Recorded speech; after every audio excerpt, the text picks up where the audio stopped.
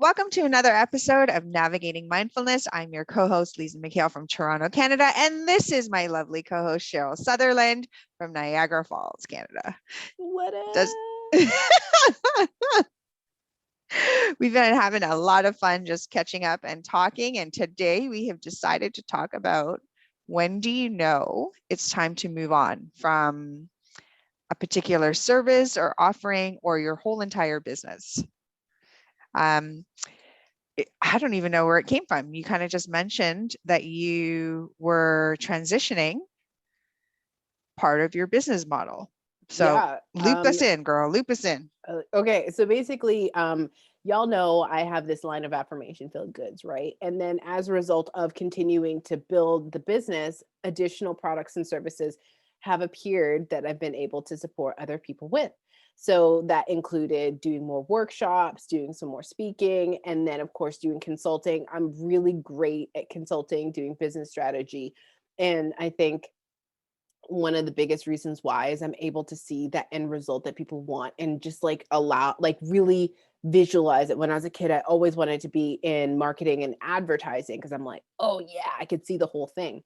Anyway, so I noticed as of late, whenever I would do consulting sessions with people, that, it didn't give me the same sort of brightness. It didn't give me the same sort of excitement. It didn't feel as challenging. It didn't feel as like satisfying, I think is the best thing. And of course, even though I know that I'm doing a really great job and I love the people that I'm working with, that I feel like it's something that just doesn't give me the tingles in the same way anymore. And so I'm still going to be offering some strategy sessions and some consulting work, but I'm not taking any new clients and I'm just kind of turning that down. And so that kind of sparked this delicious conversation of like, when do you know when to move on? When do you know when to shift like your products and services? When do you know when you should continue your evolution of yourself and or your business? Oftentimes this happens and you're just leaving your business altogether and starting something brand new and brand new adventure. Sometimes it's just things that have to pivot and shift and change depending on what you're in love with and also depending on what serves your clientele the best. So with that, like, let's get into when to move on. I feel like there's a song about this somehow or something that we should just like play, Yeah, but we I'm don't. But wondering we if don't. there's like a soundtrack We of don't some have that. sort. Yeah, Moving we on. don't. We don't. Um, so in my mind, there's a few categories of people. There's like the people who they start up a business and they don't want to put in the time or the effort. Like they don't want to. It's not like something is stopping them. They legit just don't want to. And they do fold it. Like you said, oftentimes it's like they just shut it down. And then there are other people who have started something, worked at it, and then realize it doesn't give them the same amount of sparkle, like what you're talking about. And they'll pivot, right? They'll say, well, like in your case, you actually have goods and you have other services that you offer. You're just deciding to, I'm going to say, shut down or no longer offer to new people this one leg of your business. Or like in QuickBooks, I would say like a line item, right? Like you're just going to X that line item for right now.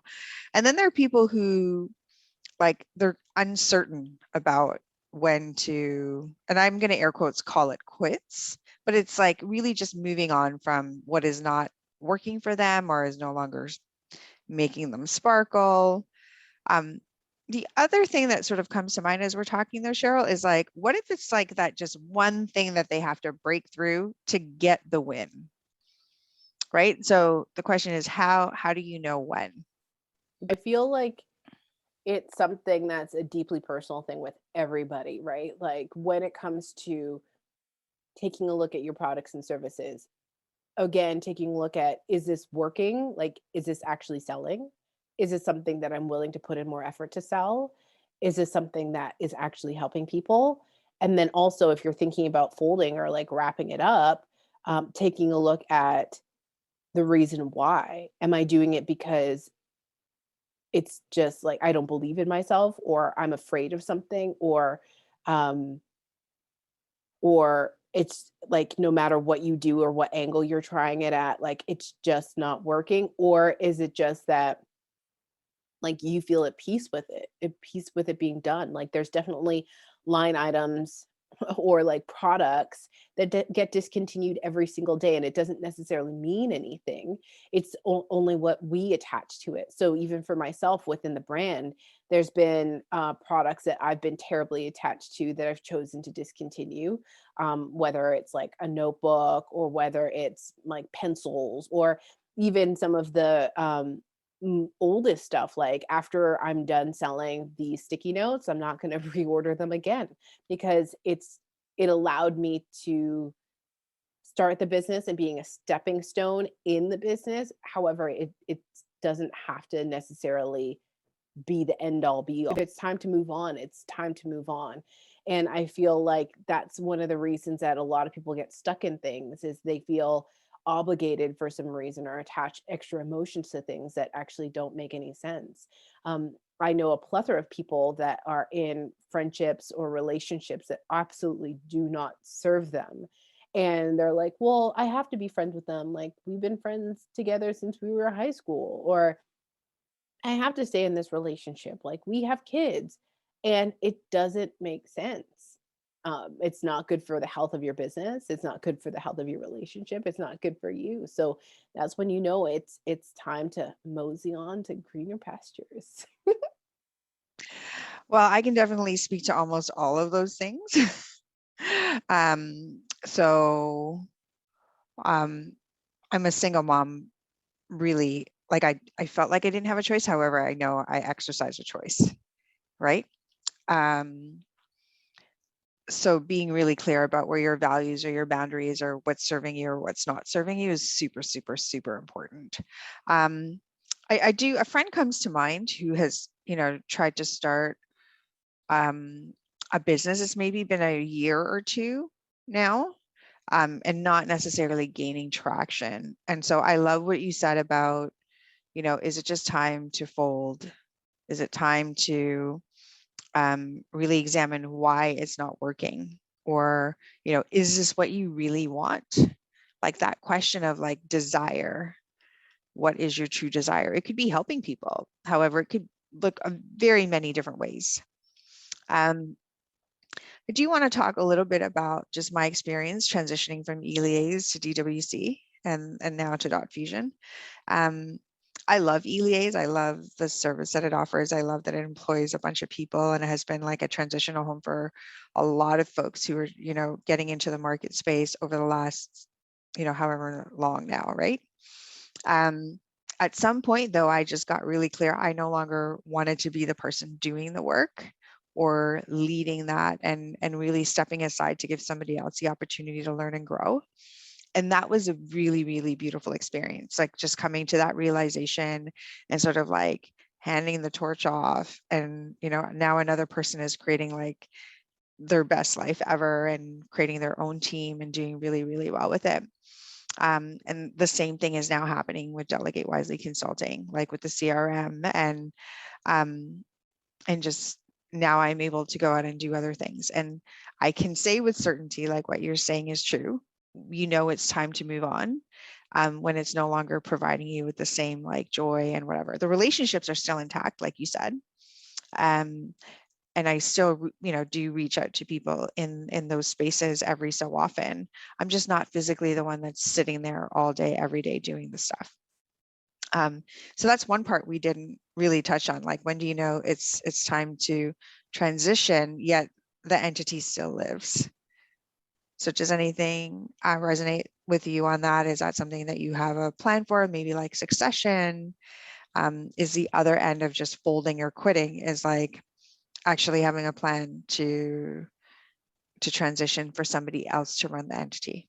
Yeah, so I feel like that comes in alignment with delegation, right? Like I remember when I first started my business, I loved doing everything. I loved doing the graphic design work. I loved creating I don't really love it, like, but I felt like I enjoyed it, and then it was very quickly that I stopped enjoying doing email newsletters and doing Instagram feeds and all this other stuff. And then eventually it's like, oh, I love being able to learn this. I love teaching myself Photoshop. I loved teaching myself how to use all these different different platforms and different processes and different um, softwares. And then it was like, okay, I've started to feel a lot of resistance around it because realistically, it was not the best way that I could use my time, where I was doing more busy work versus doing more strategic targeted work. When I first started the business, yeah, I could work 16-hour days. That was fine. Thug life. Right. And then eventually it was just like, okay, like, do I really need to do X, Y, and Z? Like, I don't need to do that.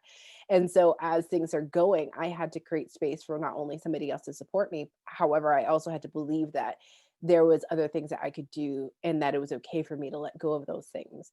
I am a very strong believer that personal growth is one of the key parts of building a business, that a business is there to teach you so much, and as you evolve, then your business evolves and vice versa. So sometimes your business will only be in existence to teach you that you can create something that you really wanted to create. There's so many stories of people that start their first business and they fold, and then they start their next business and it folds, and they start their next business and it's like a ridiculous success. But that's because they had the learnings from the first two. If they had gotten the idea for the last one, they wouldn't have the wherewithal or the knowledge or like the insights to be able to make it as successful as it is. And therefore, I say that when it's time to transition and evolve and then switch to the next thing, really understanding that it's natural. It's like growing pains. It's like how a person, your soul is in this body and your body changes from the time that you were, 9 months old to 20 years old to 45 years old. Like there's all these things happening. And in each area of those like in each life segment, there's different learnings and different experiences that I know, looking back, some people would be like, yeah, when I was younger, I wanted to say 25 forever. But if I did, then I would never have learned X, Y, and Z. So allowing you to grow with your business or even let your business grow you is so important. And then helps you go ahead and do more things, even if there's so many people that'll start a business or get into business and then they'll realize, you know what, I'm not made for this. I don't want this. It helps you just realize more about what you want. The only thing is where it gets tricky is that when people attach again too much to it, like they make doing the business or changing the business or adjusting things or dropping things mean more than it does.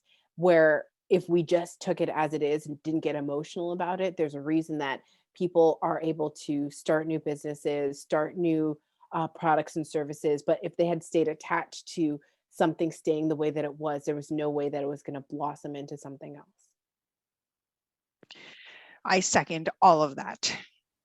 Yeah, I'm sure that did you ever try to start anything before Please Notes? Like Not as like a real business. I think like I've done network marketing a couple of right. different times, like 3 or 4 times. And it Yeah, was funny that's exactly because what I was thinking. I was like, and then you're like, not a real business. I'm like, they technically are real businesses, just you know what I mean? Like they still transact, but it's a different type of like yeah. And thank you for yeah. correcting me because it is real businesses. It's a real business. However, No, I if the was thinking the same thing. Sorry to interrupt you. I'm not really correcting you. It's just it's not to disrespect anyone who is in multi-level marketing. And I know you weren't saying the other that either. It's just it's different when you're walking into, let's say this, a turnkey business versus starting something else, something brand new on your own. Mhm. Is that fair? Yeah, that makes sense. Like Okay. definitely somebody that's doing like a franchise or an MLM or like any of Right. those things, right? Right. So Turnkeys are nicer. No, because I remember one of my friends from high school, um, she went into a turnkey business, did really, really well, became, like a regional something or other. And she was like, yeah, there's no way I would have been able to do it from scratch. Like, and that was her word actually. So kudos. Um, so yeah, you've tried those type of businesses and it didn't work out. However, you must have liked something about it for you to continue down that road. Uh, I liked peer pressure. No, I think definitely peer pressure. I think the biggest thing that I really enjoyed about those things was like feeling like I was a part of a team. And then that was something that um, definitely showed up in my business where Mhm. I continually, like, one of my limiting beliefs was like, I can't do this by myself. And so it gave me an opportunity to, like, in this business, see that I can, in fact, create things by myself, and I can get support, and it's okay to have support, right? And definitely in those turnkey businesses, it really supported me in learning how to get out of my comfort zone, whether it was talking to people about enrollment, being very clear about your why, and like, supporting salespeople and supporting staff and people that are, I guess, on your team in regards to like getting their goals, et cetera, et cetera. And then I think, it helped give like, an insight as to why somebody would choose to sell something using that model versus the traditional model of, like, that a lot of us are going through. And it really, like, made sense, like, let's take a lot of the money that we're using, in marketing and in discounting, and just pay it directly to people, and then put more money in R&D. Like, like, there's always a reason for everybody, and different models work for different people as well. So, has there been an opportunity for you, as you're building your businesses and growing things, to really take a look at, okay, do I still want this? Should I get rid of this? Should I transition this? Or like, how did you know when it was time for you to say yes to the newest endeavor or the newest thing that came across your plate? I like the sparkle concept a lot. When I was like getting tired sitting at my desk, for 12 hours, I was like, okay, we're done. We're not doing 8 to 8 to service all of North America anymore, right? Because at the end of the day, if somebody was not able to come in, it would fall on me. And I was like, I'm a mom now. Like I need the evenings to spend time with my kid before she goes to bed. Also, just physically, I think over time, it took a toll on my body. I mean, I'm still coming out of it now. However, just physically, you're also feeling the pressure or the sedentary kind of thing, right? Um, those were probably the two things. And I elected not to shut down. Um, I elected to like empower a team and step aside. I'm still available for, whatever they might need. But I'm not physically doing the work. So the short answer is, yeah, I just got tired. I got tired and I no longer had the burning desire to do that. Not that I don't want to service people in that way. I just didn't want to be the one to have to do it. The other part of it too was I had this belief that I had to be there. So the opposite of like needing a team, it became like, no, I have to do it. And it wasn't until I actually went to Vegas to do that personal development seminar called the Basic Seminar for 3 days that I left my office for the first time in 11 years. I don't know if you know that actually.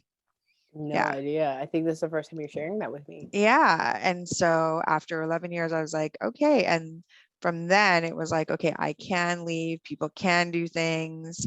And I think people just got used to me being the one to do a lot of it. Right. And so then it became like finding people who kind of sounded like me, and then teaching them how to like, that was the feedback I got. They were like, nope, we want somebody like that. And I'm like, that's actually a requirement.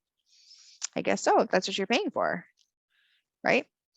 So that was a big one. And then the other part was I was learning so much in terms of CRMs, like customer relationship management systems, and um, platforms like Microsoft and Salesforce were like really beginning to take off. And so taking the business knowledge and using it in that space was just the next natural move. So I think there's also the nudge from not being as like sparkly and bright and like excited to you've naturally been studying these things. Like maybe for you it was strategy, or you had done marketing and then you applied it to your goods business. And then, now you were learning about all this stuff online. It only made sense to do online, kind of like videos, right? Like podcasts before did not include this visual aid, right? Um, and so who knows where it's going to go. The point is like to keep learning and growing to service your highest good, right? So long-winded answer, all to say, I just didn't want to do it anymore.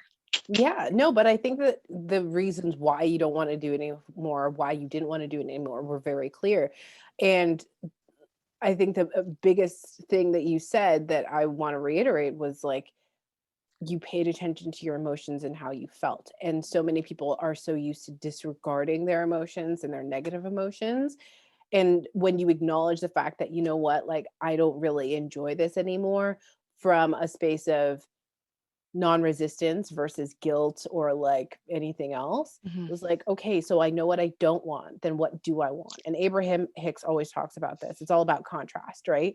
So oftentimes you'll do something and you're like, ooh, I really like this, let me do more of this, or ooh, I don't want that, like, let's not do this anymore. And that's totally fine. So with you, it was like, okay, I don't want to do this anymore. So like, and then at that time you opened yourself up to receive new ideas and new things that did feel good. And then you were able to say, "Oh, this is the next natural step. Like, Right. this feels good. I would love to do this." Yeah. And I feel like this is kind of an amazing opportunity because I for me in my business, I was very clear when I first started it that I wanted the please note side to be doing really well, to be selling um consistently before I stepped into doing speaking or workshops and stuff like that. Okay.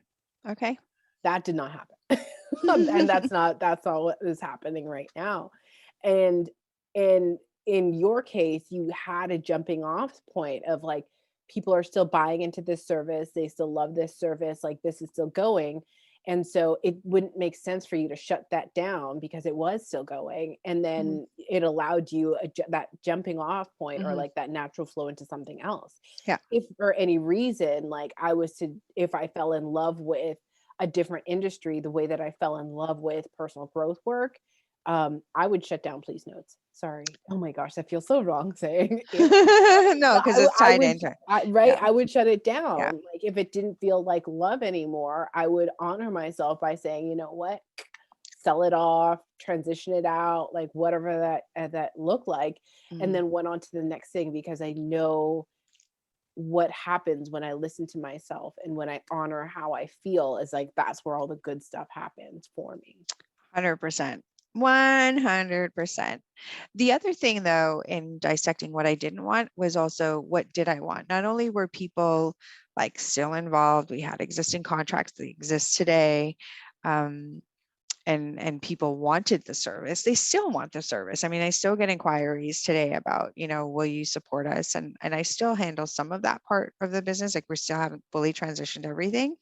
However, I also identified what I loved about it.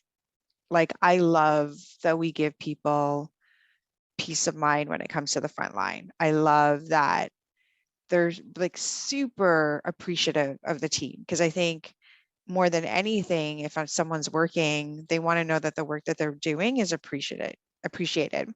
And our clients in that business are like, they're the best clients ever. Like they've been around forever. They're not going anywhere. They want to see my family grow. They want to see the team's family grow. Like when we talk, we really talk like we're friends now because they've been around for such a long time.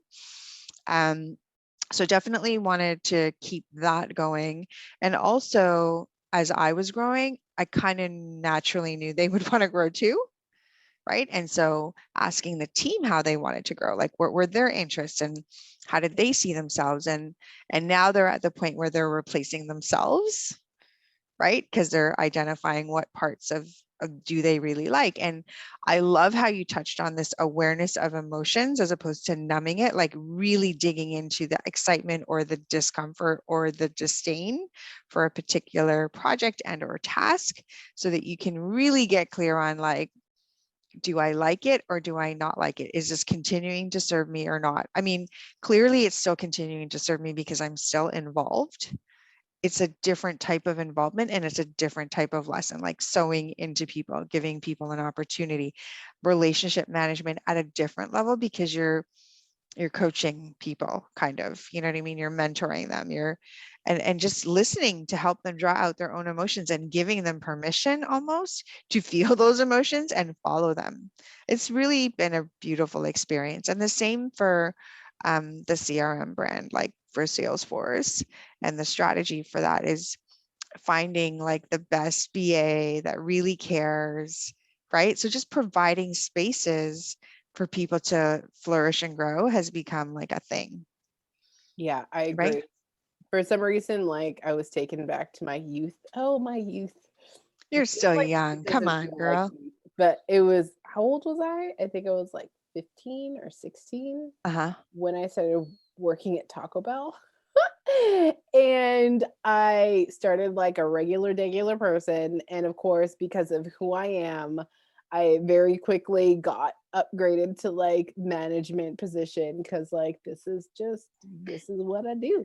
And so that transition from being a worker to being able to coach, being able to support other people, ask them questions, like really initiate that sort of thought process of like, okay, so if this happened, what would you do? And just model leadership is like this other set of skills that we get to actually grow into. And it feels like for you it was like, again, I'm done, you know, scooping the beans and rolling the tortillas. Like I'm ready to start making schedules and doing deposits and stuff like that, right? So and I think that this is something that's very interesting because so many people really admire serial entrepreneurs, and people are like, yeah, I have had like 4 businesses or 5 businesses. You're like, wow, how? Well, it's because they listened to themselves and they followed their intuition and they went to the next thing when it felt right or when it made sense, versus staying at your first business or not allowing it to grow, or um, not allowing it to move. Again, not that being a serial entrepreneur is better than being an entrepreneur of one business or like stepping into like a family business or something like that. It's just kind of like how we hold some singers to this level and then, you know, Beyonce to this other level. Like it's just it's different different categories.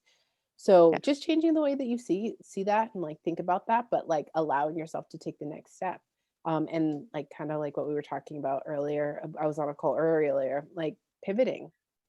Sometimes the things that we feel are um, obstacles are really Yeah. opportunities, as per that book, Yes, right? correct. Which is an amazing book, and it's like, okay, well, now what do I want to do? What feels like the next natural step? What makes sense? And then testing it out and then going for it. So I'll give a share because I think definitely between season one and our very first podcast, and now I have become more comfortable with videos and being a little bit more, being a little bit more, I don't want to say open because it's not that I wasn't open, but I definitely share a lot more. So the next thing that I'm looking at is like videos. And Cheryl is the queen of video. She has no problem being on stage. I don't have a problem being on stage, but in a very controlled, like I understand what's going on, corporate type of an environment. And a lot of the work that is presenting itself to me is not just the operation side. It's really the mentality, or the, again, drawing out what somebody really wants and creating the space for that to happen. Like I love building awesome teams and communities and creating wonderful memories. Like that's, I think if I was to lay down what it is my mission statement is or my life statement is today, like that's a big part of it. um Part of it is also being uncomfortable, right? Like being okay with being uncomfortable and not knowing, and just sort of like waiting it out until you have the definitive, no, I'm done. Or, oh yeah, this is still a little uncomfortable. Everyone is cheering me on. Perhaps I should jump. That kind of a pit in your stomach feeling. And that's kind of how I feel about video. So I'm going to stay the course and do it. However, it is still super uncomfortable. Like, I'd rather not. Do you have any, does that resonate at all with you or bring up any stories about whether to call it quits or fold or transition or go for it?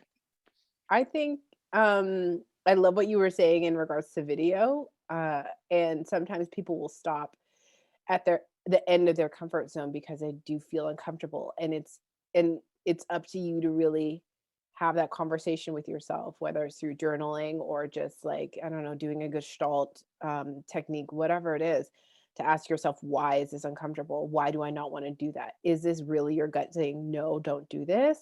um that you might possibly be in danger, et cetera, or like this just isn't the right move for you?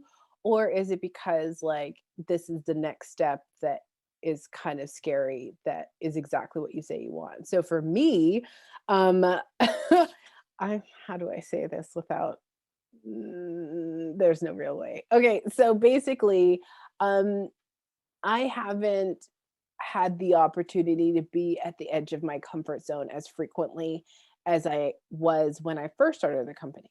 Oh, you know Um, what's coming now though, right? Now that you said that out loud. I'm giving an example, Lisa, and and so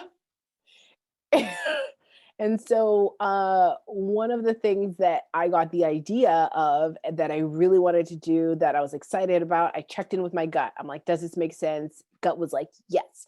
And it makes it easy for people um to choose into like this sort of work, et cetera, et cetera. So what it is there's a subscription service that I wanted to do. I feel nauseous even talking about it. This is great.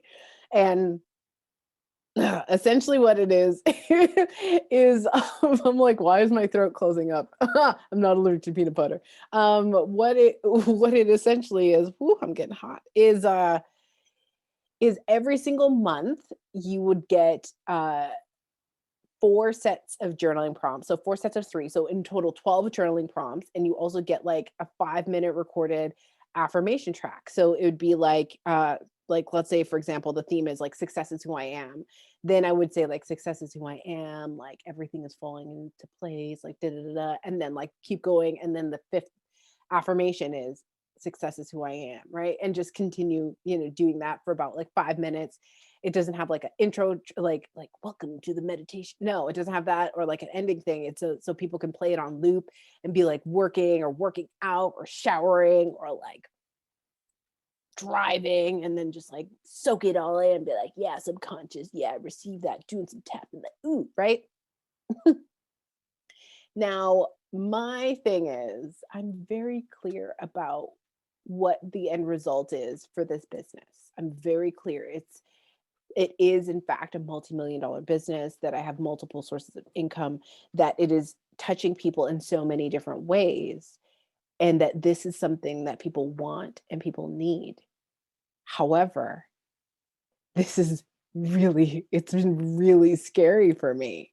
And normally when I come out with new products, I'm just all like, yeah, this makes sense, blah, blah, blah, blah, blah. Really good at making things happen really, really quickly. This thing, girl, the amount of work that I've done in it, I could have done it in like a week, but it's taken me like 3 months to even get 6 tracks done, like all of these different things. So I'm asking myself, well, why is there a block on it? And I did some journaling last night, the night before last as well, during like this gorgeous new moon or full moon ceremony, whatever moon we just had. And it really came back down to the fact of like, I don't trust myself to be able to handle what I create and maintain what I create and receive the fun, like be able to deal with the success and like the money that comes in. And I'm just all like, what? Where did this come from? However, if I had not acknowledged that I have a very clear block that was slowing me down, I was being anchored by something, then I would have never been able to actually clear this block. Because if this is something that I've had for the last almost 6 years that I've been running this business, that if I had not gone through and done that work, that it would have been something that would have continued dragging me down. Like, what is it? Oh my gosh.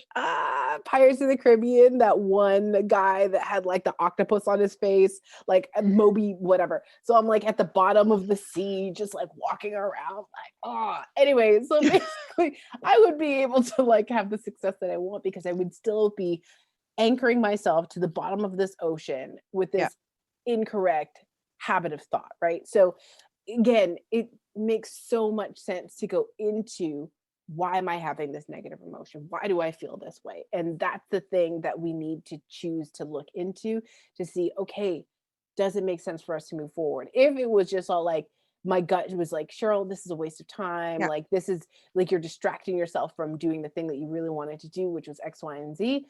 And then I'd be like, okay, cool, got it. Boom. wicked, move on to the next thing, or move back on to the next thing instead of distracting Yeah. myself with shiny objects, right? So for you, what do you feel like has been the process that you've gone through in order to discern, am I at the edge of my box, or am I just wasting time or distracting myself? Um, God, I love your first. I have to acknowledge you for just getting it out there, like just saying what it was. I'm sure it resonated with me. I'm sure it resonated with many other people to say your honest assessment of it is you don't trust yourself to manage the gains that you're going to have by completing this. And that is what is stopping you. Because that resonates for me with releasing 100. It resonates for me with doing the videos. Like, forget about well, not necessarily I'm not prepared for the gains, but there is something deeper there. Yeah. And I was going to ask you, before I answer your question, I was going to ask you at some point, as a affirmation person, this is not to distract or numb. Okay. I'm going to get to my hard answer too. But as an affirmation person, if somebody is unsure about what to like to jump or to go, what would you ask them, or what are the journaling prompts? Because I think your subscription-based model, like for what we've talked about so far, that is the ticket. Like the rollout, I already know, see it in my right? head. It's Yeah, gonna like be we have to really have an good. offline private conversation before it Yeah. goes. But and I'm so super excited to like be part of the birthing process of this with you, just like even Oh as a my gosh, you're my standby. doula. Did So you what know I would you wanted a water birth come through? I figured that one, but Becoming mine. oh my gosh. So what would you ask someone who is in a block? And my answer to your question about how do I know is sometimes I take forever to know. Like sometimes I think, man, you're so good in so many other things, but boy, you could like, I've known you for how long? And you have been like on my case forever and a day about just being okay with what we're doing here and doing videos and like cheering me along. And I'm still like taking my sweet time. Like I've had supporters that are like, just do it. And I'm like, no, it's over here. So for me, it's been like, what will other people think? Um, that has been a really big one. And somebody else that really cares about me said that to me before, and I didn't really think that I cared, but now I see why they would say that to me. Cause I actually do really care. Like I care, to the point where I want to always be safe about it. I don't want to hurt anyone's feelings or anything like that. And now it's not so much that I don't care about their feelings. And believe you, I think there's certain people in my life would be like, she doesn't care. Do you know what I mean? Like she doesn't care. She's just going to do what she wants, how she wants. And that might be true for some things, that other things are not like that. And so I don't know if it's not trusting myself to be able, like I'm a really good steward now. Like I have massive evidence for that. So I'm ready for that part of it. The other part for me is also, I can only commit for like 90 days at a time. I don't know. So again, my question is now back to you. Like, what would you suggest as a journaling person, like the prompts that you would suggest to somebody who is unsure? Because I'm still baffled at doing the video. Like she said, say, this is your name and this is what you do. And I'm like, but I have 15 things that I can say. So am I just going to be out there and say it out loud? Like, this is all the things. And if I miss one, will the person feel bad? Like those are the kinds of things. I know, I'm telling you. Well, you asked, now I told you. Yeah, well, we will talk about your pitch after this, because like, No, I don't want to pitch. That's the other thing. I never want to pitch. why? Because I want people to be referred in so that at least I know the character of the partner. Because what we do is so like, I consider it to be so super intimate. We're so good with it. I know every business that we work with, generally they're always going to grow, right? Like, and if they're not using their powers for good, it's like, I don't really want to, or if at least I know they're qualified. I think that's the other reason. I think when I say pitch, I don't necessarily mean like you pitching for business. Okay, I cool. mean like you succinctly saying what it is you do Okay. and how you Oh support. yeah, no, I really, thank God I'm still part of your like consulting crew. Yeah, I'm that you were supposed to archived. like book a session how many Yeah, we're weeks going to. ago? This is what I'm saying. So even though we do this and we're like in a mastermind group together, we still transact. Like I will call Yeah. her and be like, I need an hour or 45 minutes or whatever it is. You have my So, calendar link, girl. I got thank you. you. Thank you. So I think for journaling prompts, they're the ones that I ended up using were really, um, why haven't you allowed yourself to have the thing that you want? And what's blocking you from doing this? Okay. What, and then even like what misbelief do you have about this that's keeping you away from it?